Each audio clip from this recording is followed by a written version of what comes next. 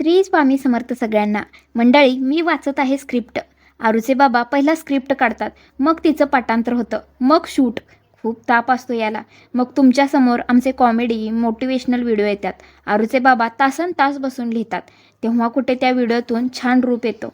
तर गल्लीत आमच्या रोज असा दंगा चालू असतो. मुलं इतकी दंगा करतात की शाळेला गेलेलीच बरी वाटतात. आणि आज स्वामींची आरती होती म्हणून आज देवळात गेले होते. तुम्ही माना अगर नका मानो, जेव्हापासून मी स्वामींची भक्ती करायला लागले तेव्हापासून आयुष्यात खूप समाधान आहे.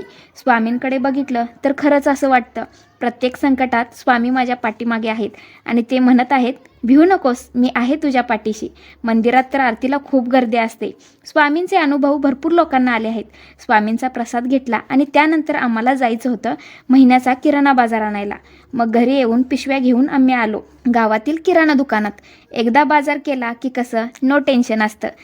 आणि जास्त करून बाजार मीच करते, कारण आरूचे बाबा म्हणतात, तुझ्या मनाला येतं ते घे बाई, उगाच काहीतरी नंतर चुकलं तर माझ्यावर ओरडायला तू तयारच असतेस. आणि घरात काय हवं नको ते कुठलंही सामान संपलं की घरातल्या बाईलाच माहीत असतं. तर बाजार करून झाला, पण पोतं उचलता येत नव्हतं. तू बाजार केली आहेस, तुझं तू उचल, असे आरूचे बाबा म्हणत होते.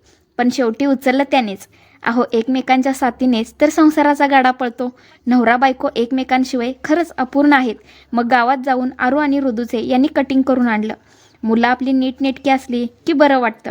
आरूला पाहिजे होती पाणीपुरी, मग मी घरातच पाणीपुरी बनवली. बाहेर गेलं तर मनसोक्त खायला मिळत नाही, घरी केलं तर अगदी पोट भरून खाता येतं. म्हणून ज्या गोष्टी आपल्याला घरात करणं शक्य आहे त्या आपण घरीच बनवल्या पाहिजेत. उगाच खायची इच्छा असते पण पैसे खूप जातात म्हणून आपण तेवढेच खातो. तर तुम्ही अशी माझ्यासारखी पैशाची बचत करता का? कारण बचत हीच उद्याची सेविंग आहे. चला तर मग आम्ही पाणीपुरी खातो, तुम्हीही या पाणीपुरी खायला. भेटू पुढच्या व्हिडिओमध्ये. श्री स्वामी समर्थ.